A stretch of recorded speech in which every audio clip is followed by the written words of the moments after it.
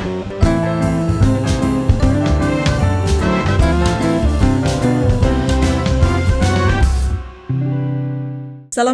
warahmatullahi wabarakatuh. Hai teman-teman, ketemu lagi di Warung Kenari.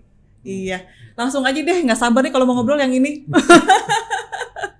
Kenalin dong. Ya, terima kasih atas kesempatannya. Assalamualaikum warahmatullahi wabarakatuh. Waalaikumsalam warahmatullahi wabarakatuh. Saya Adi, saya alumni SMA 1, angkatannya angkatan 95 lah ya. Yang gue mau tanya. Itu makanya. Lo angkatan berapa sebenarnya? Saking pindah-pindah angkatan ya udah 95 aja deh. Nih. Kelas 1 detail dong, kelas 1. Oke, kelas 1 1. Oke. Kelas 2 fisik 1, kelas 3 fisik 4. Ada yang miss kayaknya nih. Iya. Dia dulu ikut AFS kan? Iya, betul. Cerita dong dikit dong, kita AFS dong. Oke.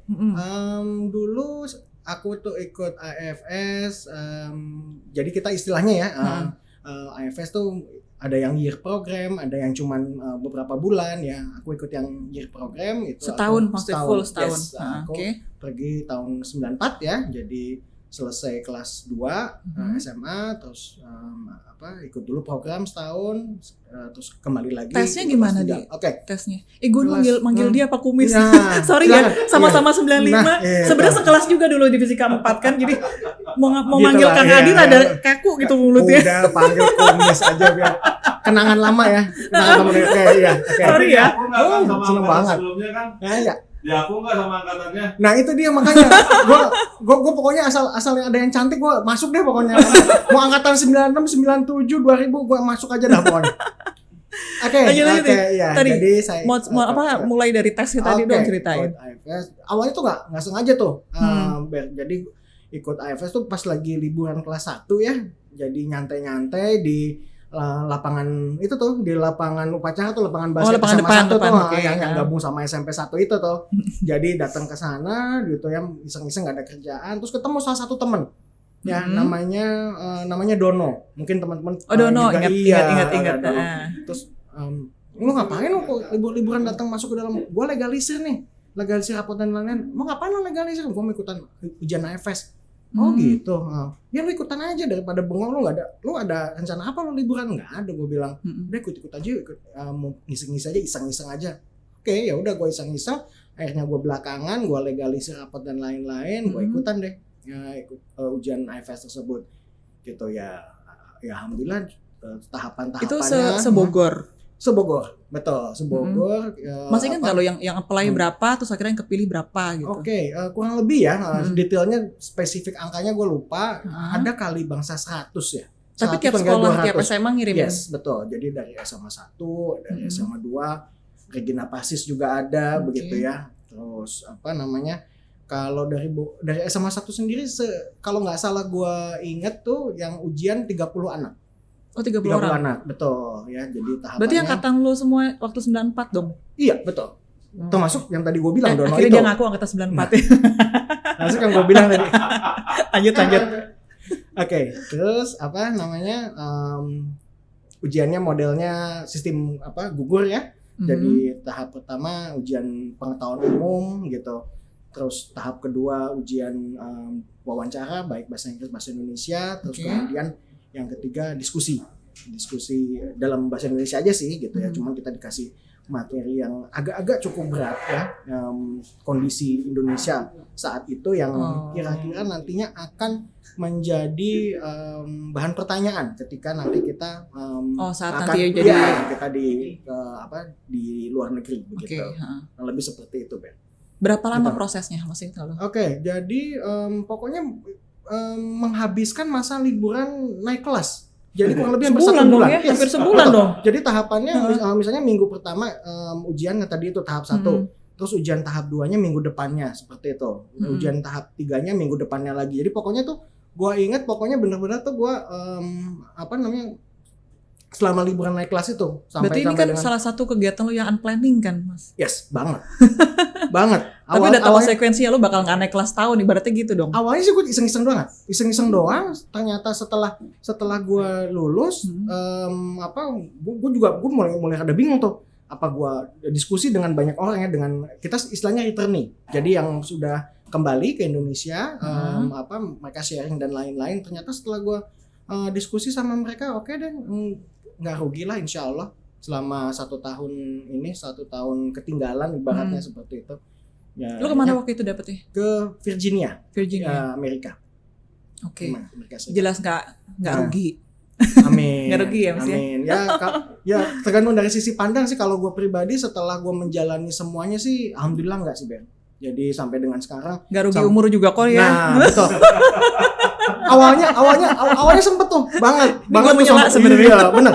Awalnya sempet tuh, tapi ternyata setelah gue jalanin ya ini iya ya, ada orang ngambil S3 aja ada yang umur 50 tahun dan lain-lain begitu ya. Ternyata ada yang nggak naik tingkat dan lain-lain. Toh nanti akhirnya bisa aja ya nanti pada akhirnya dia lulus sekolahnya sampai selesai gitu dia berbeda ininya tahapan Hasil awal akhirnya ya. tahapan awal akhirnya timingnya kurang lebih ya bisa sama-sama aja gitu. Jadi akhirnya gue percaya hingga satu titik gitu ya, tiap orang tuh punya timeline masing-masing gitu ya. Ada yang mungkin masa kuliah aja udah merit begitu ya, dia baru merit sudah lulus S2 sampai lulus S3 belum merit, itu macam-macam gitu ya. Terus hasil selama perjalanan hidup kita tuh kita mau apa sih yang mau kita capai begitu ya. Ridha Allah ya, dengan segala proses yang kita jalani mulai dari pendidikan kita sampai kita sharing dengan orang banyak begitu. Salah satunya pendidikan yang kita jalanin ya udah aja jalani aja sampai akhirnya gue itu tadi yang gue bilang awal-awal sempat sih beberapa poin kehidupan gue tuh ya, gue sempat ngerasa kayaknya kalau misalnya gue terlalu sibuk ini takut pada masa kuliah tuh ya. Jadi bentar, lu jangan ngomongin kuliah dulu. Oke. Gue cut dulu. Oke. Ya. Dari AFS nih ya. Dari AFS terus Nah. udah lulus berarti sekolah normal. Nah, selama SMA dulu nih, lu punya ini enggak mungkin ada cerita menarik selain lu kegiatan AFS mungkin. Oke. Lu dulu eskul apa gitu Nah, enggak sih? itu ya. Kayaknya gue sebelum kayaknya lo. Bernie agak halu ya gitu ya. Soalnya gue dulu sempat marah-marahin Bernie juga. Gue inget waktu gue kelas 2. Bernie kelas 1 itu. Gue lupa. Gue ikut Pandawa, gue ikut Pandawa juga ya? Iya, aduh, lupa segitu. Emang sih gue kurang ganteng sih ya. jadi wajar lah gue kalau putri Indonesia sampai lupa sama gue tuh gue mafum deh gitu ya. Aduh, kualat sama senior gue berarti nih. Terus gue waktu itu ikut paduan suara juga ya, vokal grup. Gue cobain OSIS juga gue ikut begitu ya. Kesempatan lah gue apa yang bisa gue ikutin, pengalaman semasa SMA gue jalanin. Lo ada story khusus nggak, misalkan nggak bermaksud ngapa-ngapain, mungkin sama teman atau sama guru mungkin gitu? Banyak. Gue dihukum sampai lari keliling ini juga pernah, lari keliling lapangan upacara pernah gue. Kenapa lo? Pernah gue ketahuan kabur biasa. sama salah satu guru yang cukup killer waktu itu ya. Mungkin gitu. Cuman itu bagi gue merupakan proses ya. Jadi akhirnya dengan segala kebengalan yang gue jalanin dan lain-lain, akhirnya yang membentuk gue seperti sekarang, yang insya Allah sih Bismillah mudah-mudahan gue bisa ya sharing lah dengan dengan masyarakat luas begitu. Bener-bener kayak lo bilang tadi ya, soalnya Ya. kita nggak bisa nebak nantinya gal gimana ya. Absolutely nggak bisa Story waktu SMA itu betul, kan kenangan tersendiri. jangan bahwa yang underdog lah ya selama masa SMA teman-teman gitu. Ini setuju yang banget, bisa setuju banget. Kita nggak dan boleh. lain-lain, betul. Kita nggak pernah tahu gitu lah. Pokoknya kesempatan yang teman-teman ada, adik-adik ada ya, ada kesempatan untuk mengembangkan diri, jalanin aja. Kita nggak pernah tahu. Nggak boleh, belum apa-apa juga kita nggak boleh ini ya, minder belum apa-apa ya di jalan hidup kita kan nggak tahu ya. Banget. Bilang underdognya jangan lirik ke gua. Lo undergoat soalnya embek. Soalnya jenggot lu embek gitu deh. Oke, lanjut sekarang. Oke. Oke, itu masa SMA. Nah, Yes. terus kuliah, lo ngambil kedokteran. Yes. Nah. Apa emang itu planning lo dari awal? Enggak. Atau karena keluarga lo dokter semua kan? Soalnya gini, ada yang berkembang di masyarakat gitu ya. Kayak semacam dinasti ya. Misalkan kayak gue gitu ya, keluarga militer. Akhirnya adik gue ada yang jadi militer juga. Ya. Dokter, lawyer gitu. Di lo gitu juga nggak? Kejadian nggak? gue pribadi sih lebih ngerasa kayak influence ya biar. Jadi apa namanya, lo ngelihat nyokap lo dengan ya segala apa namanya untung ruginya lah jadi seorang dokter gitu ya. Jadi akhirnya terpicu untuk ya kayak gitu juga begitu ya. Apapun lah nggak akan gue percaya bahwa segala apapun yang kita jalanin itu nggak akan mungkin perfect ya gitu ya. Jadi seorang dokter oke lah tanggapan orang misalnya dihormatin ya secara mungkin materi ya, cukup lah ya gitu ya. Terus tapi waktunya dia banyak kepake buat jaga dan lain-lain, ketemu pasien mungkin agak kurang ketemu keluarga. Tapi overall segala yang gue hadapi, gue nggak bisa terpungkiri gue ngeliat nyokap gue. Begitu. Jadi memang ada influence dari orang tua gua, ya. Walaupun pada awalnya gue sampai dengan gue kelas awal kelas 3 tuh ya gue pulang AFS, gue pengennya tadinya teknik. Oh lu pengen teknik tadinya? Yes. Nah sampai waktu pas gue AFS aja gue lihat-lihat kalaupun suatu saat gue melanjutkan sekolah di Amerika gue ngelihatnya teknik school. Okay. Ya kayak MIT kayak gitu-gitu, Virginia Tech, gue nggak nyinggung sama sekali ngelihat tentang medical school ya gitu. Ketika pulang nyokap cerita mama pengen ya kamu ikut mama gitu, terus gue gue lihat tadi lo bilang untuk ruginya tadi itu ya flashback lagi nyokap gue dan lain-lain, terus gue sholat istiqoroh dan lain, oke lah nggak ada salahnya gue ngejalanin bidang kedokteran. Lu pakai sholat istiqoroh juga ya? Insya Allah. Seinget gue ikut sholat istiqoroh deh dulu SMA kelas 3 ya. Bismillah bener. Ini gue garis bawahin soalnya nih. Soalnya gue nggak pernah lihat sisi Adi kumis yang serius zaman SMA. Nah itu. Kayak bercanda terus gitu kan. Emang gitu kan. Nggak semua harus ditunjukin kan. Yo. Nah sekarang cerita dong masa-masa lu kuliah gitu. Lu kuliah waktu pas awal gue pakai UMPTN biasa atau? Betul. Waktu pas awal gue lulus kelas 3, gue nggak keterima tuh. Ya, gue nggak keterima UMPTN. Gue masuk ke swasta dulu ya. Oh lu sempat ini dulu? Sempat gue setahun swasta tuh. Terus gue jalanin dengan berbagai gue ngeliat selama di swasta gue ngeliat banyak hal tuh. Bagaimana perjuangan anak swasta waktu itu sebelum reformasi ya. Jadi sekitar tahun 95 itu memang nggak bisa dipungkiri pendidikan dokter untuk FK swasta sama FK negeri itu beda banget. Lu di swasta waktu itu ngambilnya? Gue kedokteran juga. Gitu ya. Iya. Terus gue jalanin setahun ya. Terus nyokap gue juga nggak bisa dipungkiri ya namanya anak, apalagi gue jujur gue anak tunggal ya. Jadi termasuk cukup ngedenger banget orang tua gue tuh pengennya seperti apa dan lain-lain. Tetap sih yang namanya orang tua ya, pengen anaknya masuk ke negeri dan lain-lain begitu ya. Terus gue jalanin, terus satu yang waktu itu yang gue ngelihat banget itu, jadi waktu zaman itu anak swasta itu ujian untuk mencapai gelar dokternya tuh bisa dibilang dia 2 kali dibandingkan anak negeri. Dua kali. Jadi ujiannya dua kali. Oh. Jadi ujian lokal dan ujian nasional, begitu bisa dibilang. Beda ya? Betul. Gitu. Sedangkan kalau di negeri cuma sekali, ujian lokalnya itu udah dianggap sebagai ujian nasional. Begitu. Dan banyak yang gagal di ujian nasionalnya. Begitu yang anak swasta itu. Anak swasta. Iya, gitu. Sampai akhirnya ya oke lah, gua coba lagi deh, mungkin selain gue pengen ya nyenengin nyokap lah, nggak ada salahnya toh masih punya kesempatan satu kali benar-benar lagi gak ada gitu salah ya. Harus ada kesempatan satu kali lagi. Ya iseng-iseng aja lah. Tapi gue juga nggak lepas tuh. Ada beberapa temen yang gue tahu, jadi ibaratnya cuma status doang, dia di swasta setahun, terus dia nyoba lagi, cuma status doang, ibaratnya ditinggalin tuh, cuek, dia bimbel lagi gitu ya, buat ngambil. Karena memang mau ngambil yang negeri tadi. Gitu. Kalau gue nggak.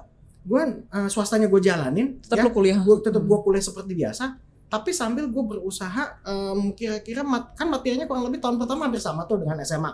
Sambil gue belajar lagi soal-soal yang materinya berdekatan dengan materi tingkat 1 itu. Gitu. Jadi misalnya tentang gelombang misalnya. Gue belajar tentang gelombang waktu pas tingkat 1 di FK, sambil gue buka lagi soal-soal UMPTN yang nanya tentang gelombang. Gitu. Jadi tips and trick nih ya, iya. yang mau masuk ke kedokteran mungkin yang tahun pertama gagal tesnya, bisa ikutin Kang Adi. Oke, kalau misalnya agak ribet ngomong Kang Adi dari tadi. Panggil kumis aja biasa lanjut. Kalau sekarang istilahnya anak-anak sekarang gap year. Apa? Gap year. Jadi tahun yang selak, gap year.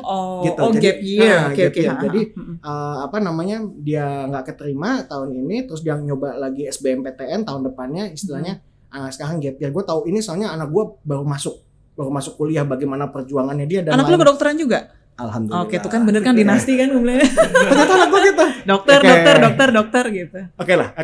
Tapi ya terserah mangga silakan kalau misalnya menganggap bahwa itu suatu dinasti, bahkan ada yang bilang curse. Jadi suatu kutukan gitu ya.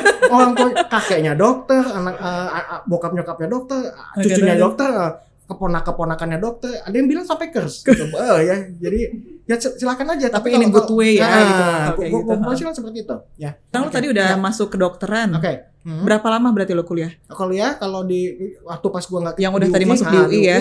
Di UI-nya gue nyoba lagi. Nah, alhamdulillah on time aja 6 tahun, Bo. Nah itu yang gue pernah bilang nih gue pakai itu di podcast ini juga. Kenapa gue dulu suruh jadi dokter gitu kan?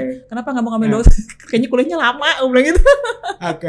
Nah, habis 6 tahun itu, terus penjurusan. Apa sih biasanya kalau kedokteran? Dokter umum. Dokter umum dulu ya. Jadi 4 tahun pendidikan sarjana kedokteran, ya, terus tambah 2 tahun profesi. Ya, jadi total 6 tahun hingga mencapai gelar dokter umum.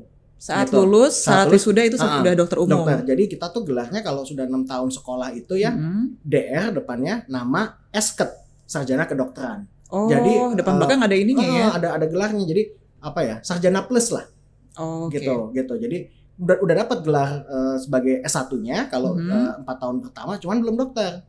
Jadi dia selama 2 tahun kemudian baru mengikuti pendidikan koasisten, sebagai koas gitu. Oke, setelah tadi full ya DR dan SKED udah dapat kan berarti dokter umum. Nah, habis itu lo lanjut lagi kan? Oke, waktu itu gue langsung nyoba untuk ngambil spesialis. Nah, nih, pemilihan spesialis lo nih unik kalau menurut gue. Dan semua sebenarnya bukan unik, jarang ya. Ini kayaknya gue bentar lagi keluar di bahasannya. Buat bapak-bapak ini kayaknya. Ceritain dong. Jadi kok jadi lu milih itu tuh gimana? Jadi waktu pas gue lulus tadinya gue ngambil bedah urologi. Jadi ada ceritanya tuh kenapa. Jadi sebenarnya bidang yang sebelumnya gue ambil bedah urologi itu apa misalnya? Nah, bedah urologi itu jadi tindakan pembedahan pada organ berkemih sama organ reproduksi laki-laki. Gitu ya. Jadi Ya Pak, udah mulai siap. Kalau masih ada waktu nggak nih gue cerita nih kenapa alasannya. Masih lanjut. Jadi kenapa kok bidang itu sih gitu misalnya yang lo ambil gitu ya. Jadi ada ceritanya tuh waktu gue koas ya, waktu gue pendidikan profesi gitu ya.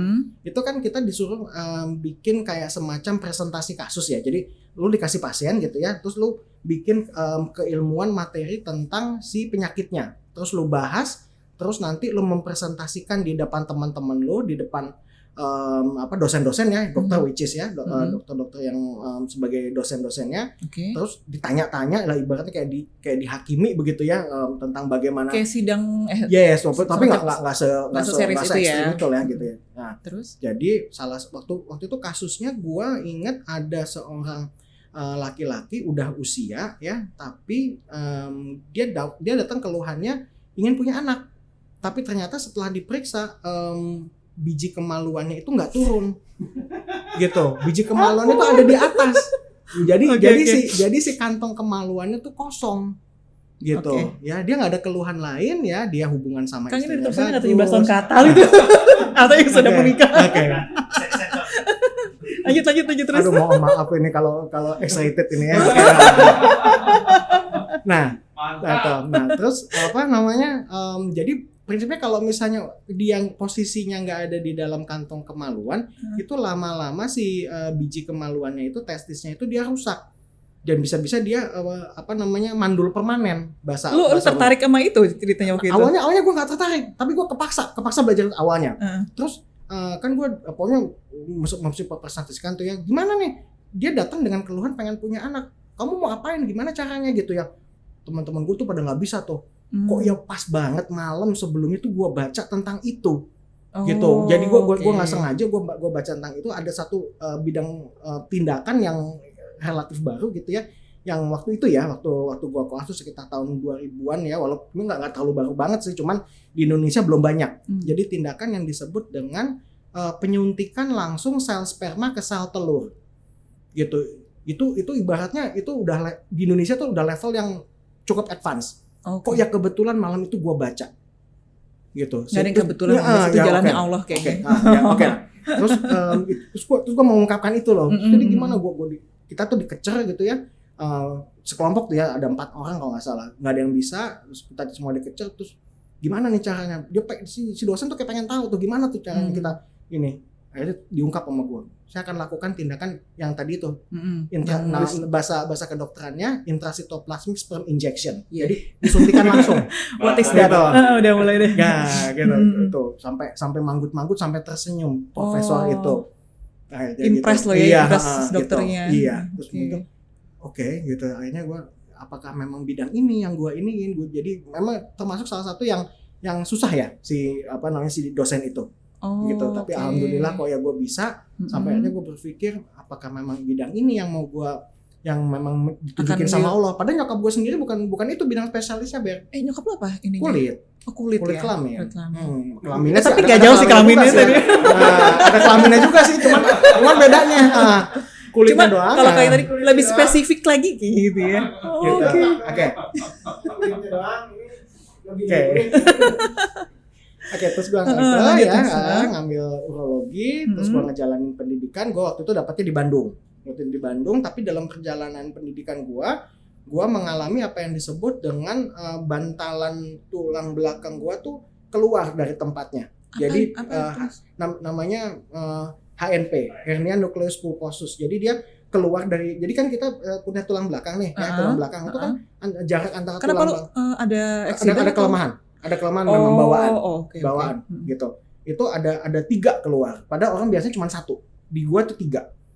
Di gua tuh 3 keluar, yang paling berat 1 itu sampai gua dioperasi di daerah leher. Jadi orang-orang tuh rata-rata kalau misalnya penyakit yang itu di daerah perut, Ber. Tapi kalau gua paling berat di daerah leher. Leher tuh triggernya apa misok itu? Waktu itu mungkin seingat gua salah satu ininya waktu gua kuliah, gua beberapa kali kan pulang Bogor Jakarta ya, Salemba.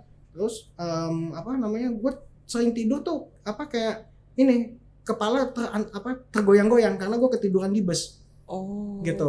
Okay. Jadi nggak stabil gitu sih leher gua itu. Salah satunya mungkin gua kira itu, tapi memang di keluarga nyokap gue banyak yang menderita itu. Tapi rata-rata udah pada usia. Gue yang di usia yang relatif masih muda. Iya. Akhirnya karena itu mengganggu gue tindakan untuk pendidikan, kan urologi kan harus bedah ya, tindakan bedah. Akhirnya gue switch tuh. Resiko ya. Gue cari bidang-bidang yang bidang spesialisasi itu kan agak mirip-mirip ya. Jadi kayak misalnya dokter spesialis saraf sama dokter bedah saraf gitu ya. Dokter penyakit dalam ahli saluran cerna sama dokter spesialis bedah saluran cerna. Itu bidang-bidang agak mirip-mirip. Gue mikir gini, bidang apa yang masih menangani pasien itu cuman nggak usah melakukan tindakan bedah gitu. Okay. Akhirnya ada bidang andrologi ini waktu itu adalah bidang yang baru muncul ya.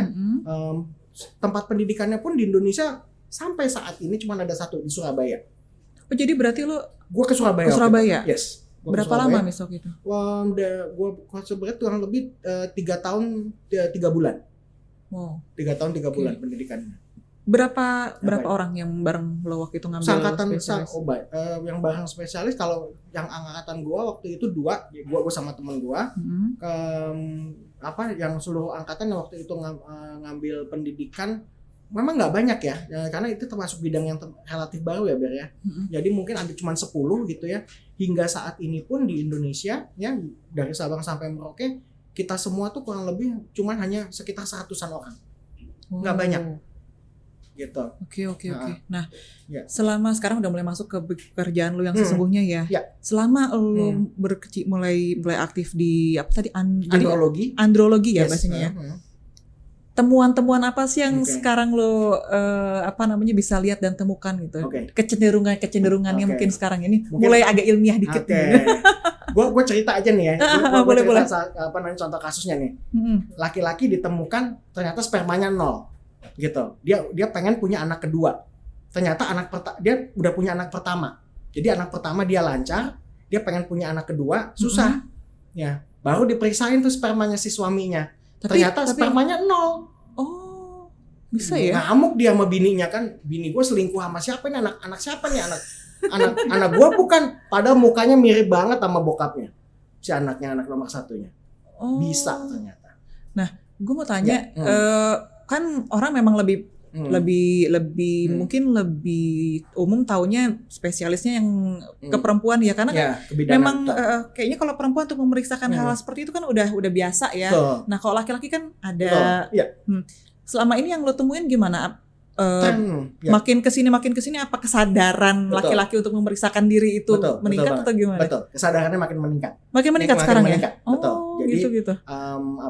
Kesadaran bahwa kalau misalnya pasangan ingin punya keturunan tidak bisa disalahkan full ke si pihak wanitanya, gitu ya. Jadi kita harus evaluasi juga si pihak laki-lakinya. Jadi temuannya seperti apa? Seringkali si wanitanya nggak ada masalah tuh, ya ternyata memang masalahnya ada di si prianya. Ya kalau misalnya seperti itu ya masa si wanitanya yang diobatin melulu? Kan gitu. Masalahnya kita kan masih tetap ada etika orang timur loh, Miss, gitu kan. Ya. Laki-laki tuh agak jarang mau untuk diperiksa atau memeriksakan diri gitu. Memang sih 1-2 gue masih ketemu ya pasien yang seperti itu. Cuman tadi yang seperti udah lo singgung, trennya alhamdulillah makin kesini pasangan-pasangan ingin punya keturunan tuh makin aware bahwa gue nggak bisa cuman bini gue doang yang dalam tanda kutip diobok-obok buat diobatin, gitu. Bahasanya diobok-obok. Iya. Bener loh, kan dimasukin alat tuh spekulum dan lain-lain. Iya, itu deritanya ibu-ibu loh itu tuh. Memang betul seperti itu. Walaupun pada kenyataannya ketika kita nanganin pasangan dalam hal ini ya, soalnya hamil kan nggak mungkin cuma si bininya doang kan, ada faktor si spermanya juga kan. Walaupun memang pada kenyataannya memang si istrinya yang paling banyak diperiksa. Gitu ya. Tapi tetap kita harus punya data gimana kondisi sperma suaminya. Begitu. Kalau kita ada masalah, baru kita tangani gitu ya. Nah, sekarang gue lihat ini nih perjalanan lo menimba ilmu tadi ya untuk bidang andrologi. Di antara sekian banyak ini gue agak serius lagi. Apa sih istilahnya seminar atau apa gitu yang paling lo rasa this is important atau ini materinya keren banget nih yang mana? Yang kalau nggak salah yang terakhir ya, jadi waktu itu gua ini sebelum pandemi ya Ber ya, jadi ke pertemuan infertilitas dunia waktu itu kalau nggak salah di Taiwan, ya. Jadi tadi yang seperti gua singgung kasus yang spermanya 0 ya, bagaimana si laki-lakinya kita upayakan untuk bisa membuahi si si spermanya tersebut ya. Jadi selama ini membuahi sel telur maksudnya. Membuahi sel telurnya. Jadi kan tadi yang seperti gua singgung waktu pas gua zamannya kuliah itu, jadi disuntikin langsung tuh. Jadi cuman satu spermanya doang ya. Satu sperma doang itu langsung. Satu biji aja. Kecil banget. Yes. Dari sekian juta itu kita ternyata dengan perkembangan teknologi yang ada sekarang ini cukup punya satu sperma aja. Udah bisa. Tapi itu pun juga banyak pasien satu aja susah Ber untuk ngedapetinnya. Karena ya memang udah masalah si organ testisnya itu. Jadi nggak memproduksi, jadi memang nggak ada modal sel untuk berkembang menjadi si sel sperma yang matang yang bisa dipakai, gitu. Jadi teknologi yang sekarang banyak dikembang, yang di luar negeri ya berkembang itu, terutama di Jepang saat ini ya. Kalau di negara lain masih belum terlalu berkembang. Jadi sperma itu kan ada tingkatannya ya, tingkatannya mulai muda. Kualitas atau apanya nih? Tingkatan kematangannya. Nah, jadi selama ini yang paling banyak dipakai sama dokter-dokter ahli kesuburan di dunia itu yang paling matang, yang disebut dengan spermatozoa, yang mungkin teman-teman belajar biologi dulu ya. Masih ingat bapak-bapak gitu. yang lebih muda lagi itu ada namanya spermatid, gitu. Jadi ibaratnya kalau manusia tuh remajanya deh. Gitu, dari sperma yang bayi namanya sel germinal, yang bayi banget namanya sel germinal. Sudah mulai balita namanya spermatogonium ada A ada B gitu ya. Mulai berkembang jadi remaja, jadi spermatid. Ini pertengahan lagi yang lebih muda lagi, yang labil Yang SMP nih, bayi enggak, remaja enggak. Namanya round spermatid. Oh iya. Gitu. Iya. Nah ini yang sekarang untuk dari sisi male laki-lakinya diupayakan. Kalau misalnya sampai nggak ketemu tuh si sperma yang matangnya, gimana caranya sperma yang muda ini kita bisa pakai untuk bisa membuahi si istrinya, si pasangannya. Oke. Gitu. Wow, ini wow banget nih. Benar-benar pengetahuan yang luar biasa. Nah, Miss, tadi aku balik lagi ke bagian kecenderungan sekarang yang kan lu udah praktek berarti udah lama nih. Udah berapa lama berarti lu praktek andrologi ini? Andrologi kalau gua praktek, kalau gua lulus andrologi 2013, jadi ya dari 2013 sampai sekarang ya. Oke. Gitu. Nah, kecenderungannya atau yang kondisi sekarang yang bisa lo simpulkan untuk secara keseluruhan gimana nih? Kita kaitin sama pandemi aja ya. Ya, boleh. Kita kaitin sama pandemi sekarang ini. Jadi pandemi sekarang ini kan udah hampir setahun ya pandeminya. Pandemi sekarang ini yang lagi banyak dilihat efeknya terhadap kesuburan pria gitu ya. Jadi ibaratnya pandemi ini sesuatu yang baru bagi kami di dunia kedokteran. Dia nyerang apa aja juga kita masih benar-benar kita belum tahu secara spesifik, walaupun para ahli udah menyimpulkan tuh dari berbagai keluhan ya, dari ini yang paling gawat kan kalau misalnya kena ke paru-paru ya kan, kena ke saluran nafas ya. Ternyata COVID-19 ini sebenarnya dia COVID-19 itu penyakit namanya.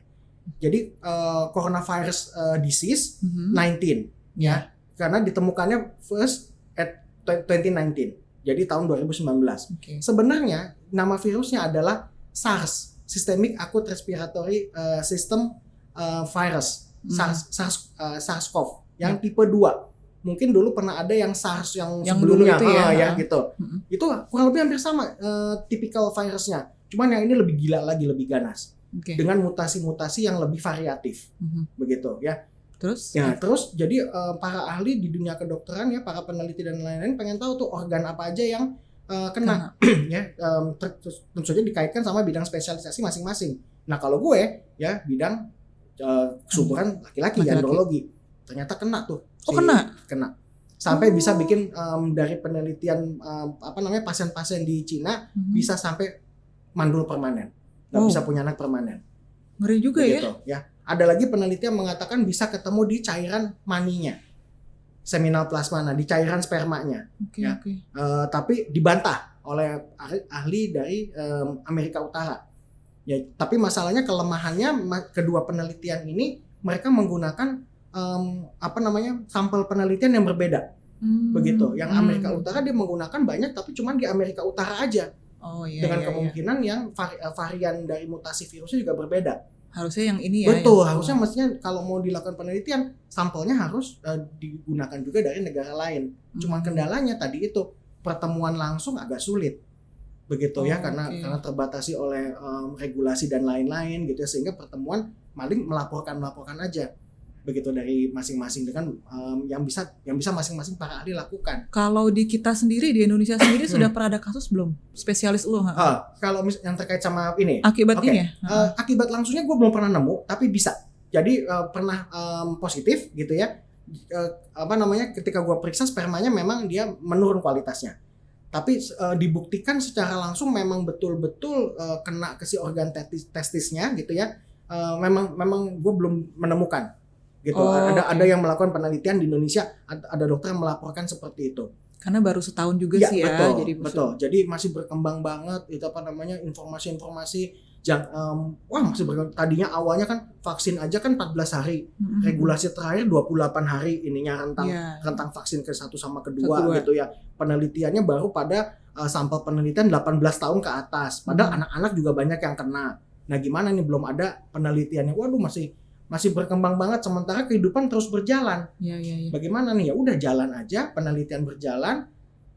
Kembali lagi ke konsep dasar bagaimana virus itu bisa bisa survive ya orang yang terinfeksi, yaitu dengan mempertahankan gaya hidup sehatnya. Jadi daya tahan tubuhnya dinaikin. Jadi apapun memang untuk ngadepin pandemi ini memang daya tahan tubuh banget, terutama virus. Jadi virus itu kalau misalnya kita kena infeksi bakteri ya, misalnya kuman TBC atau yang lain, antibiotik ya obatnya ya. Kalau virus ini enggak. Konsep untuk bisa sembuh si pasien itu adalah dilawan sendiri oleh daya tahan tubuhnya. Daya tahan tubuh dari kesehatannya, dia makannya bagus, healthy lifestyle yang harus dilakukan. Walaupun pada beberapa kondisi ada tuh virus yang nggak terlalu banyak mutasinya gitu, karena virus itu mutasinya gila-gilaan. Ya, jadi kayak misalnya cacar ada obat antivirusnya bisa, tapi itu hanya sepersekian dari infeksi virus yang macam-macam di dunia ini, termasuk COVID ini, SARS-CoV-2 ini. Sip, thanks a lot nih ya. Waduh, keren banget. Nah, sekarang gue mau tanya. Dari sekian banyak tadi lu udah kasih penjelasan, cerita bagaimana langkah-langkah lo dulu waktu SMA, kuliah, dan akhirnya ngambil jurusan ini. Kalau andainya yang mungkin yang menyaksikan podcast ini, siapa tahu tiba-tiba ada yang tertarik, gue pengen kayak Kang Adi deh. Mungkin lu punya tips and triknya apa gitu. Yang pasti lu harus seneng ya. Jadi bidang kedokteran passion itu penting ya. Passion itu penting banget. Ibaratnya kalau udah terjun ke bidang kedokteran itu lu nyemplung abis-abisan ya. Bidang kedokteran itu long life learning. Jadi lu belajar sampai lu masuk liang kubur, Jadi sampai terakhir itu sampai nafas lu terakhir tuh lu masih belajar. Makanya dokter-dokter itu mungkin yang teman-teman tahu tiap tahun sering pertemuan ya dulu ya sebelum masa pandemi, seminar ilmiah tahunan ya, rutin ya kayak gitu-gitu ya. Betul. Zamannya pandemi aja dilakukan secara online ya, Zooming dan lain-lain begitu ya. Karena ya itu perkembangan keilmuan itu contohnya ya COVID ini gitu. Perkembangannya tuh ini banget, baru tahu ternyata ada mutasi yang beda di daerah tertentu yang mungkin terpengaruh oleh iklimnya di Inggris dan lain-lain. Nah itu ibaratnya sampai sebelum kiamat kali ya. Selama dunia ini masih berjalan, kayaknya bidang kesehatan 2 tetap hari sebelum kiamat. Nah itu ada tuh H+-2 nah, gitu ya. H+2 ya. Kayaknya selalu berkembang. Jadi ketika lo memilih bidang kedokteran tadi itu memang sudah passion, ketika lo menjalaninya memang passion lo suka, insya Allah nggak akan jadi ganjelan. Begitu. Jadi lo kudu belajar tiap tahun, lo kudu jaga, lo kudu waktu lo buat keluarga habis lebih banyak ke pasien. Ketika lo menjalaninya senang, insya Allah lo nggak merasakan itu sebagai suatu beban. Pada saat belajarnya tadi kan kita orang kan beda-beda dong Nis. Ada yang endurance saat belajar dia kuat, ada yang enggak. Nah khusus untuk profesi dokter ini berarti kategorinya yang belajar nih ya. Belajarnya. Kalau gue sih ngelihat bahwa orang belajar itu mempunyai pola masing-masing ya. Jadi ada orang yang belajar dia lebih senang membaca. Ada orang yang belajar sambil menggumam, sambil ngafalin gitu. Ada orang yang sambil nulis untuk dia lebih mudah menghafal. Ada yang sambil dia ngedengerin rekaman di dosen yang ngomong direkam. Memang materi kedokteran itu mungkin teman-teman yang belajar fisika dan lain ngitung dan lain-lain. Sebenarnya bukannya artinya kita menghilangkan fisika dan lain-lain. Konsep dasar dari keilmuan itu yang dipakai.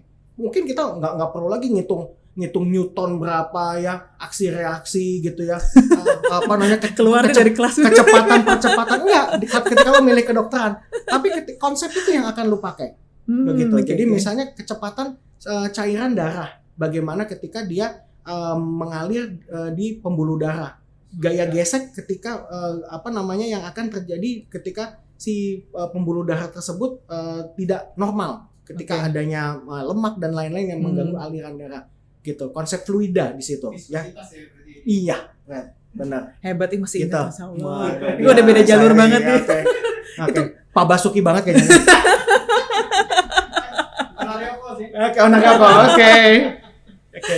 Oke, ya Allah. Jadi sesuaikan aja. Kadang-kadang nemunya belakangan nggak apa-apa ya.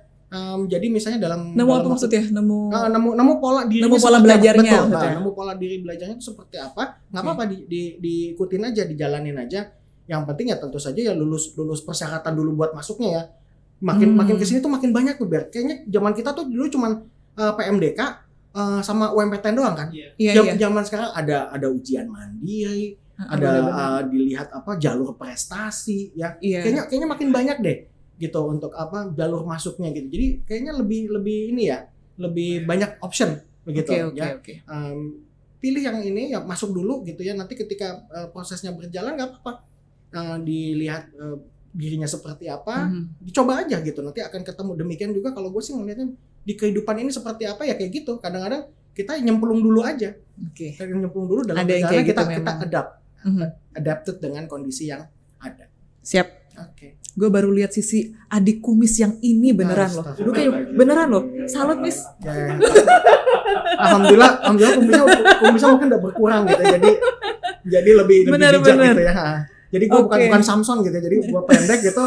Sisi yang lo harapkan Terakhir deh gue mau nanya.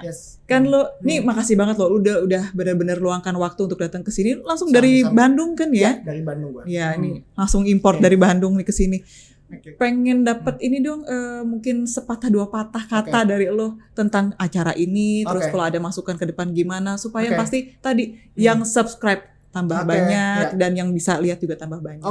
Jadi gue senang banget ada acara obrolan warung kenari ini ya. Jadi mungkin saran gue materinya mungkin variasinya lebih di ini kan ya. Jadi bidang kehidupan alumni SMA 1 dalam hal ini lebih spesifik kan macam-macam tuh biar ya. Jadi pengennya sih kalau bisa alumni SMA 1 itu bisa bermanfaat banget. Mungkin sambil ngimbau juga nih yang alumni semasa yang nonton ya. Mungkin ada temennya atau yang seangkatan info ke kita ya. Jadi kita juga nggak kekurangan materi nanti untuk bisa di-sharing. Banyak banget apalagi dengan adanya sosial media ini switch ya, bergeser ya. Jadi yang dulu bidang yang nggak ada sekarang bisa ada kerjaan YouTuber. Begitu ya, ada pekerjaan yang terkait dengan sosial media yang semakin marak ini. Jadi jangan takut. Itu yang juga gue kasih note ke mahasiswa gue. Jadi banyak ya yang nggak bisa dipungkiri ya, mereka masih awal-awal gitu ya. Jadi ngelihatnya dokter pakai jas putih ya, pakai stetoskop dikalungin di leher, nulis resep, masuk ke kamar operasi pakai masker, ngebedah gitu ya. Gitu. Padahal dokter nggak seperti itu. Ada dokter Tirta. Iya, benar-benar. Ada Tompi itu ada kelas gue. Ada siapa lagi lah, Hairul Tanjung ya, dia grup ini trans begitu ya. Ada Mesti Aryo Tejo gitu ya. Jadi bidang kedokteran dengan perkembangan keilmuan sini nggak mesti melulu nanganin pasien. Begitu, banyak hal-hal lain yang bisa dilakukan oleh seorang dokter. Be kreatif juga berarti ya kalau gitu ya. Banget. Berarti ini benar-benar terima kasih banget. Lu udah bisa datang ke sini, bisa sharing sama kita semua dan semua yang menyaksikan Warung Kenari ini. Next time mungkin kalau diundang untuk materi yang lebih serius lagi ya? Absolutely. Kabarin aja dengan senang hati. Sip. Ya, thank you ya. Sama-sama. Oke, teman-teman, sampai di sini dulu dan kita ketemu lagi di tayangan Warung Kenari berikutnya. Assalamualaikum warahmatullahi wabarakatuh.